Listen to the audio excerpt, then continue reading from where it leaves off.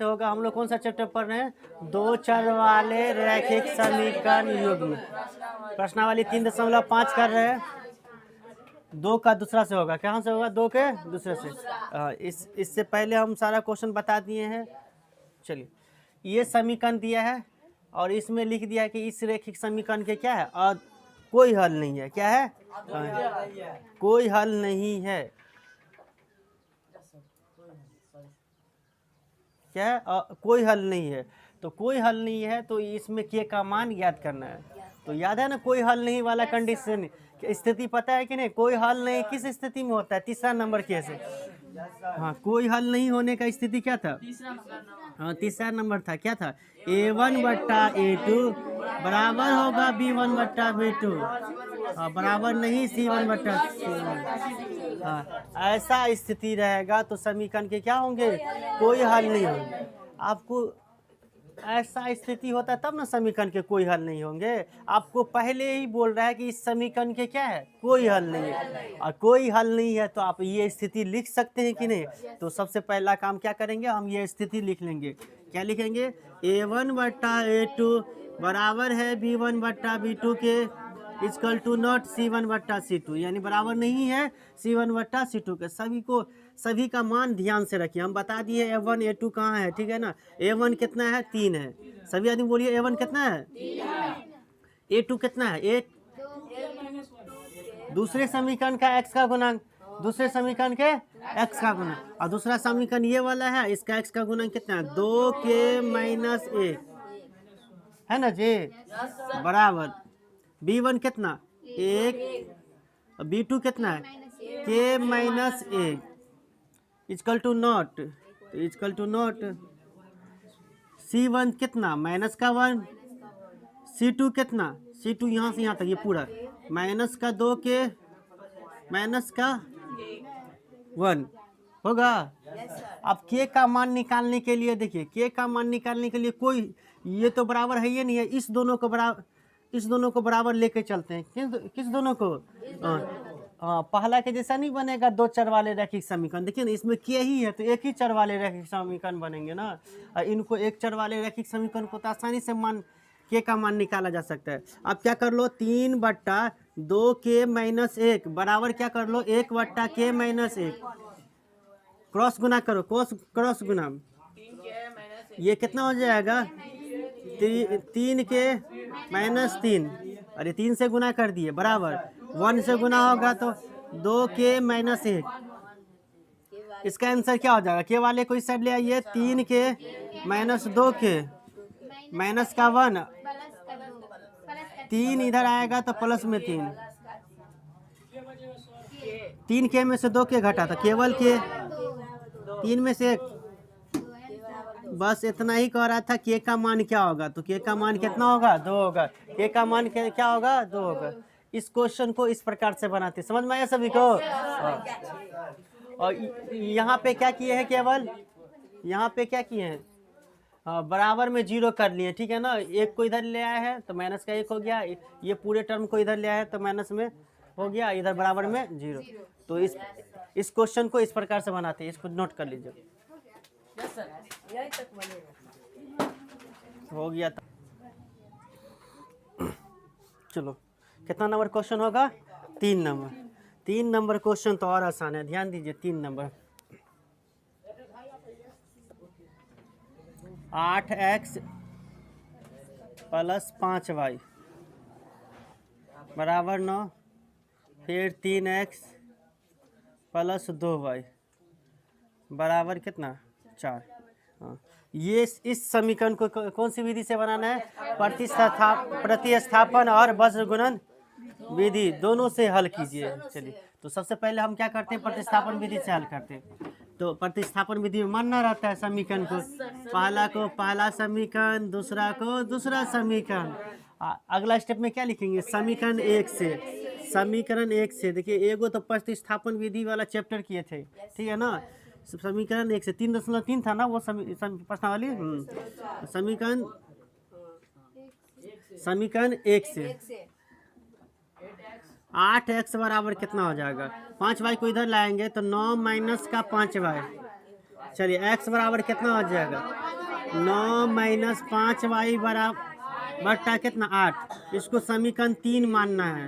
क्या मानेंगे 3, समीकरण 3। अब इस 3 का मान किस में रख देंगे 2 में। समीकरण 2 में 3 का मान रखने पर 3 का मान रखने पर चलिए 3 गुण इस पूरे x के जगह पे ये चीज 9 माइनस 5y बट्टा 8 प्लस का 2y बराबर 4। कटने वाला तो है नहीं तो गुना कर लेते। 3 नमा 27 माइनस 3 पंचे 15y बट्टा में कितना हो जाएगा 8 प्लस का 2y बराबर कितना 4। इस बार भिन्न घटाव कर लेंगे। इसके नीचे में 1 ले लेते हैं। हाँ भिन्न जोड़ कर लेते हैं। 8 का 8 हुआ लघुत्तम 8 से कट ही जाएगा तो ये 27 माइनस 15y 27 माइनस 15y और प्लस 1 से तो 8 बार में जाएगा तो 8 दूनी कितने हो जाएगा 16y। 8 दूनी कितना हो जाएगा 16y बराबर कितना 4 बराबर कितना हो जाएगा 4। चलो ध्यान दो। ये 8 को तो इस साइड लेके जाएंगे तो हो जाएगा कितना 27 माइनस नहीं माइनस 15y नहीं, ये माइनस तो 15 का है ना। माइनस का 15y या प्लस का 16y तो 15y 16y में से 15y घट जाएगा तो प्लस y बराबर 8 चौक कितना 32। समझ में आया जी। तो y बराबर कितना 32 माइनस 27 y बराबर कितना हो जाएगा 32 में से 27 घटा हुआ तो कितना हो जाएगा 5 और y का मान निकल गया। समीकरण 3 में y का मान रखने पर चलिए ध्यान दीजिए। समीकरण 3 यहाँ है x बराबर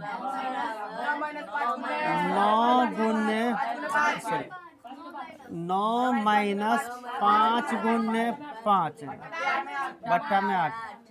चलिए ध्यान दीजिए 9 माइनस कितना आ जाएगा 9 में से 25 घटाएंगे 16 माइनस भी होगा। माइनस का 16 बट्टा 8 दूनी 16।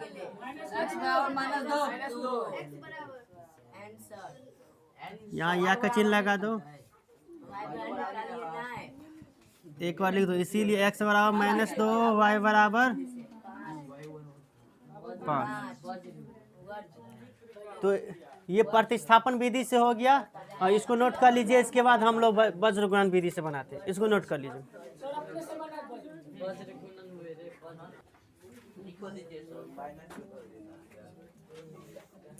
ये स्टेप समझा जी। क्या किए 9 को इस साइड ले आए माइनस में हो गया 9 बराबर 0 और 4 को इधर ले आए तो माइनस में 4 बराबर 0। चूँकि वज्र गुणन विधि बनाइएगा ना तो आपको बराबर 0 करना पड़ेगा ही। तो अब अभी हम इस क्वेश्चन को क्या किए थे प्रतिस्थापन विधि से हल किए थे। अब इनको कौन विधि से हल कर रहे हैं वज्र गुणन विधि से।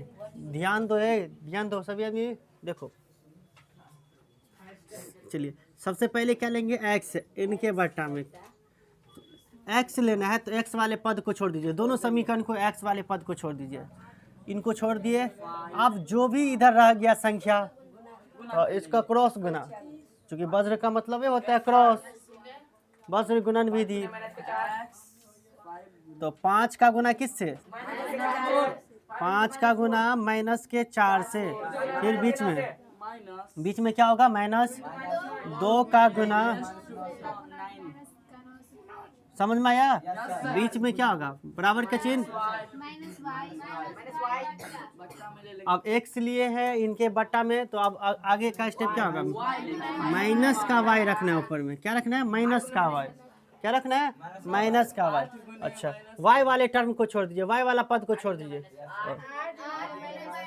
अब वैसे ही हो जाएगा। इसको हटा दे। अब क्या हो जाएगा y वाले को छोड़ दे 8 गुने 8 गुने -4, 3 गुने -9 बराबर 1/1। तो अब इसको छोड़ दीजिए, माइनस यानी अचर वाला संख्या को छोड़ दीजिए। 8 गुने 2, 8 गुने 2 माइनस 3 गुने, समझा? बस यही स्टेप तो इसमें वज्र गुणन विधि में ध्यान से रखना है, बाकी तो अब जोड़ घटाव गुना होगा।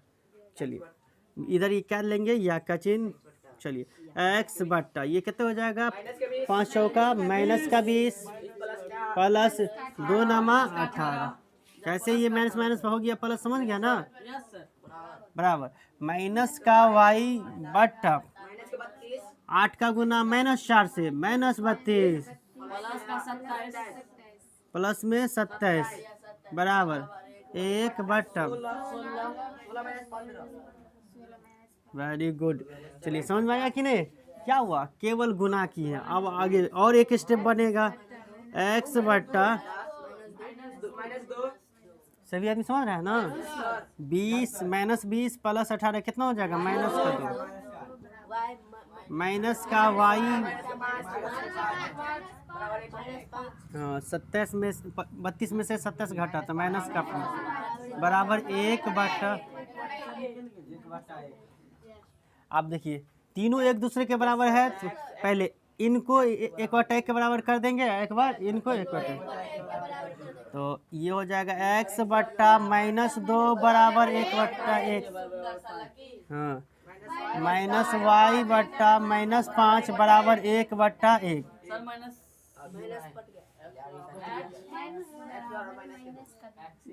क्रॉस गुना कर लीजिए, x second x minus y एकन -2 एकन -2,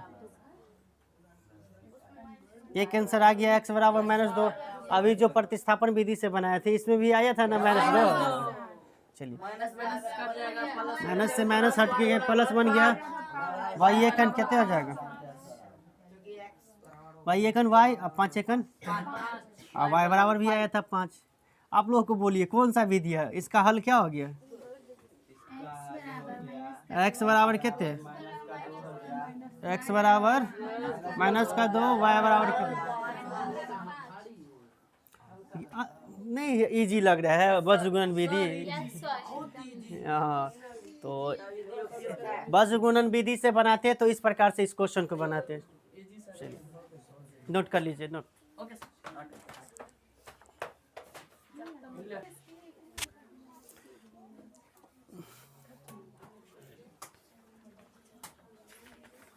चलिए नेक्स्ट क्वेश्चन क्या है, 4 का फर्स्ट भाषा वाला क्वेश्चन है। इसमें क्या करना है, खुद से क्या करना है, रैखिक समीकरण योग खुद से बनाइए, फिर इनको या क्या कीजिए, इसमें क्या कर रहा है ध्यान से देखिए, किसी बीज गणितीय विधि से ज्ञात कीजिए।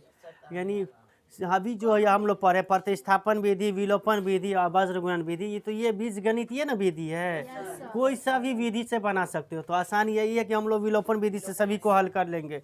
4 के सभी क्वेश्चन को क्या करेंगे, विलोपन विधि से हल करेंगे।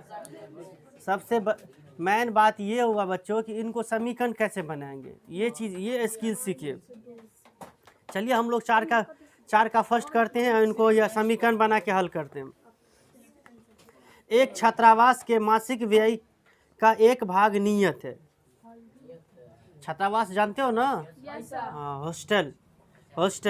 हॉस्टल का एक नियत व्यय, मासिक व्यय का एक नियत भाग क्या है, 1 भाग नियत है। शेष इस बात पर निर्भर करता है कि छात्र ने कितने दिन भोजन लिया है। इसको तो एक भाग क्या करता है, नियत पैसा लगता है छात्रावास का। और दूसरी बात ही क्या कर रहा है कि दूसरी चीज़ इस पर निर्भर करता है कि उसने कितना दिन भोजन किया।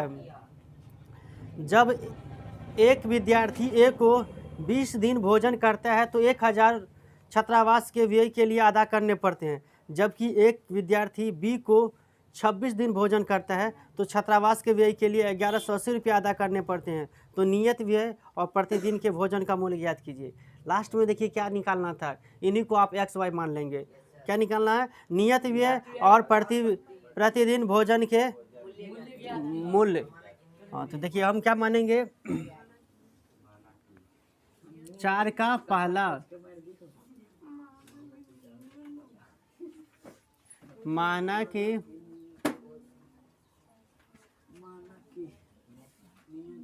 नियत व्यय, यानी नियत व्यय कितना देता है, नियत व्यय का मूल्य कितना है, रुपया, एक्स रुपया, तथा प्रतिदिन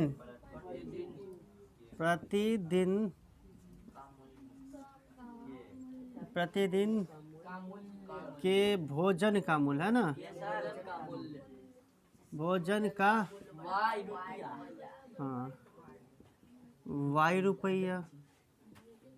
आप प्रश्न से क्या कीजिए, अकॉर्डिंग टू क्वेश्चन, प्रश्न से समझ में आया। ये चीज मानने कैसे, ये चीज समझे कि नहीं, नियत व्यय का मूल्य कितना रुपया है, एक्स रुपया अदा करता है, और प्रतिदिन भोजन का मूल्य कितना, यानी ए छात्र हो या बी छात्र, इन दोनों को तो एक्स रुपया लगेगा ही, और एक्स्ट्रा कितना दिन भोजन किया उसका पैसा इसमें गुना हो जाएगा। ठीक है, तो देखिए ए को 20 दिन भोजन करता है तो 1000 रुपया देता है। ध्यान दीजिए, एक्स तो रुपया लगेगा ही, ये नियत भी है, इतना तो लगेगा ही, और कितना दिन ये छात्र भोजन किया, 20 दिन, तो एक दिन का या प्रतिदिन यानी एक दिन का मूल्य कितना रुपया, एक दिन भोजन करता है तो वाई रुपया, तो 20 दिन का कितने हो जाएगा, 20 वाई, और कुल मिला के वो 1000 रुपया देता है। तो दोनों जोड़ करके ना, दोनों को जोड़ेंगे कि नहीं, दोनों को जोड़ करके कितना 1000 रुपया देता है। तो ये एक समीकरण बन गया। चलिए दूसरा समीकरण, बी को 26 दिन भोजन करता है तो 1180 रुपया अदा करने पड़ते हैं। तो ध्यान दीजिए, तो बी छात्र को भी ये कितना 100 रुपया लगेगा ये, और कितना दिन ये भोजन करता है, 26 दिन, तो 26 वाई हो जाएगा। ठीक है, और इन दोनों का योग कितना दे दिया है, 1180। अब इस दोनों को कोई भी विधि लगा लीजिए, आपको जो विधि अच्छी लगती है, वज्र गुणन विलोपन किसी से भी लगा सकते हो। हम क्या करते हैं, हाँ विलोपन विधि से हल कर लेते हैं। समीकरण 1 तथा 2 से,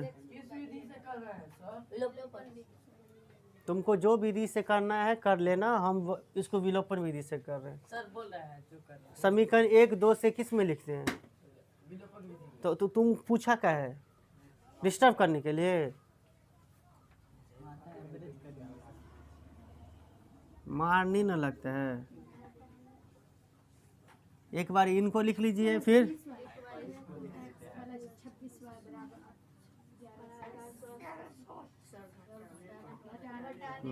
हम किनको लुप्त करेंगे बोलिए, एक्स, हाँ, तो घटाने पर क्या लिखेंगे, घटाने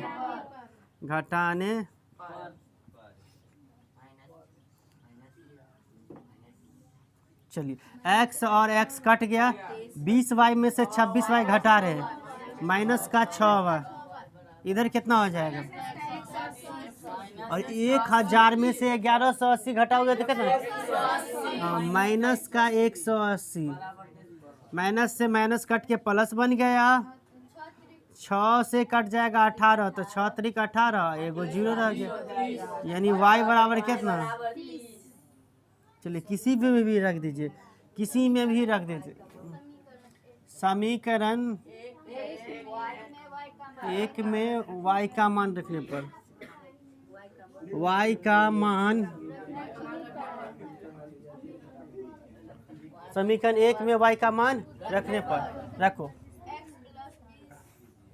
x प्लस 20, और y की जगह पे तो y का मान रखेंगे 30, ऐसे नहीं रख देंगे रे, 20 30, बीच में क्या देंगे, गुना का चीज, बराबर कितना 1000, कितना हो जाएगा x प्लस, अरे कितना हो जाएगा, केवल कैसे गुना करें, 2 का गुना 3 से कर लीजिए, 6 हो गया, और 2 को जीरो लिख दीजिए,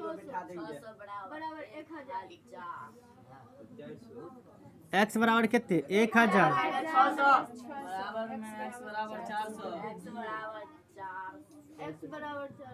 कितना आया x बराबर 400, यानी क्या निकला, नियत व्यय कितना रुपया है, 400 रुपया, और प्रतिदिन का भोजन का मूल्य कितना, 30।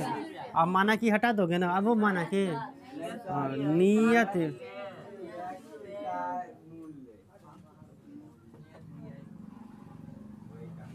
कितना रुपया, 400 रुपया, तथा प्रतिदिन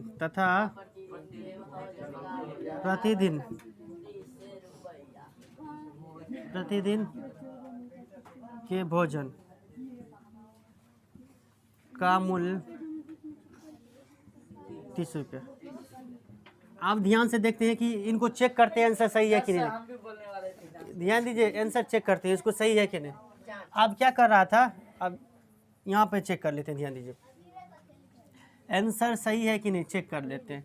अब देखिए वो नियत व्यय ए जो है ना, 20 दिन भोजन किया तो 1000 रुपया दे रहा है, तो इनको यहाँ दिख रहा है, अच्छा चलिए यहाँ दिख रहा है तो यहाँ पे चेक कर लेते हैं, ठीक है, आंसर को चेक कर लेते हैं। यहाँ तक दिख रहा था ना, अच्छा देखिए ये x रुपया का, x रुपया x दिन का, अरे नियत किराया का मूल्य x रुपया कितना है, 400 रुपया, x का मान कितना है, 400 प्लस अब 20 दिन का भोजन, यानी एक दिन का कितना था, एक दिन का कितना है 20 रुपया, तब 20 गुने कितना हो जाएगा 30, जोड़ के क्या 1000 आ रहा है, और देखो ना ये 400 और ये 600 कितना 1000 आ रहा है, कि नहीं 1000। ठीक उसी प्रकार से इसको भी जोड़ोगे, x का मान y का मान रख करके, तो आपको 1180 आ जाएगा, यानी सही आंसर है हम लोगों का। इस क्वेश्चन को क्या करते हैं आप, इस ऐसे बनाते, ठीक है ना। सबसे मेन इसमें क्वेश्चन क्या है कि समीकरण बनाना, तुम्हें समीकरण बनाया दे देते तो खुद से तो बना ही लेता, तुम तो जानते हैं ये चीज़ असल सीखनी है तुम्हें, ये चीज़ कहाँ से आया ये, ठीक है ना। उन पढ़ोगे ध्यान से और ध्यान से सुने होगे तो ज़रूर समझोगे, ठीक है ना।